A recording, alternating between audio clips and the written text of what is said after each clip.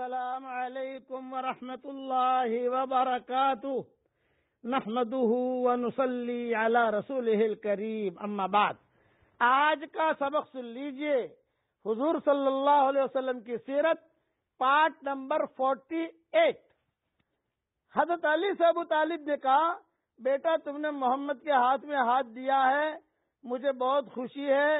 تم بھلائی اور خیری کی طرف بلاؤ لوگوں کو، اور بیٹا ایک نصیحت کرتا ہوں، محمد کا ساتھ مت چھوڑنا. اتنے میں جعفر ابن ابی طالب آ گئے. یہ حضرت علی کے بھائی تھے. تو حضرت علی کو دیکھا کہ حضور کے دائیں طرف کھڑے ہو کر نماز پڑھ رہے ہیں، اور یہاں ابو طالب جو ہے وہ بھی آ گئے، جعفر ابن ابی طالب بھی آ گئے. تو پھر فوراً جعفر سے کہا کہ بیٹا دیکھو، تمہارا بھائی علی تو مسلمان ہو گیا ہے اور بہت اچھا ہے. دیکھو خدیجہ بھی نماز پڑھ رہی، دیکھو محمد بھی نماز پڑھ رہے، دیکھو یہ بیٹا علی بھی نماز پڑھ رہا، بیٹا تم بھی ساتھ ہو جاؤ، کیا فرق پڑتا ہے. یعنی ابو طالب نے حضرت جعفر کو بھی کہا کہ تم بھی اپنے بھائی کے ساتھ ہو جاؤ. تو حضرت جعفر نے کہا کہ ابا آپ، ابو طالب کو کہ ابا آپ، یہ کہا نہیں بیٹا، مجھے تو جو ہے میں قوم کا بڑا ہوں، پتہ نہیں قوم کیا کہے گی. بس آدمی اس میں پیچھے رہتا ہے کہ میری قوم کیا کہے گی، میرا قبیلہ کیا کہے گا. بیٹا میری بات مت کر، تو ہو جائے اس کے ساتھ. چنانچہ حضرت جعفر جو ہے یہ بھی مسلمان ہو گئے.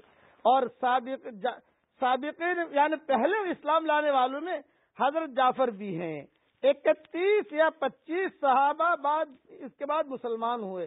اب جب بھی نماز کا وقت ہوتا تو کبھی علی حضرت جعفر کو بلاتے اور کبھی حضرت جعفر حضرت علی کو بلاتے.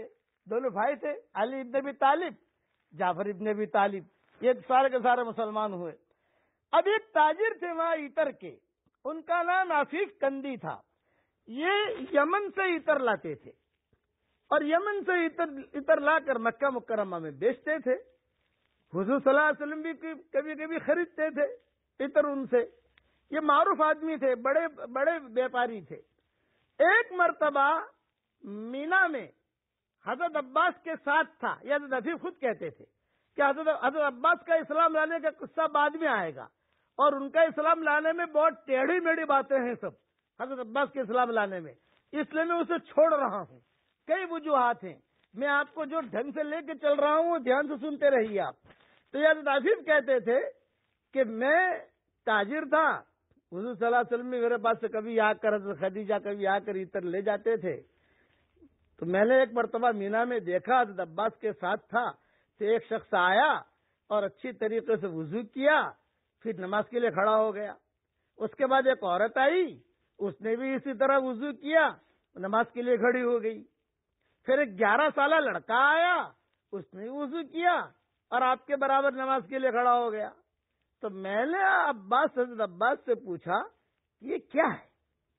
حضرت عباس نے کہا یہ میرے بھتیجے محمد ہیں، اور یہ کہتے ہیں کہ اللہ نے انہیں نبوت دی ہے، اور یہ کہتے ہیں ان کے پاس فرشتہ آتا ہے، اللہ نے ان کو رسول بنا کر بھیجا ہے.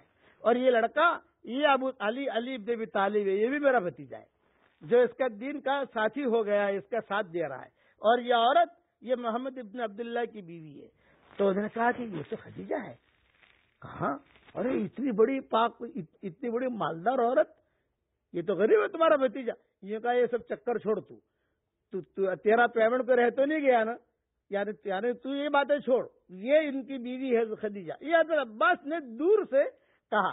تو یہ عفیف جو تھے انہوں نے جب یہ دیکھا کہ حضور نماز پڑھ رہے ہیں، خدیجہ نماز پڑھ رہی ہے مینا میں، اس لیے کہ حضور مکہ میں نماز نہیں پڑھتے تھے شروع میں، تھوڑا دور چلے جاتے تھے، مینا چلے گئے، کبھی مزدلفہ چلے گئے، کبھی یہاں غار ہرا کی طرف چلے گئے، غار ثور کی طرف چلے گئے، پہاڑوں میں جا کر اپنا چپکے چپکے عبادت کرتے تھے، اور ان کو لے جاتے تھے ساتھ میں.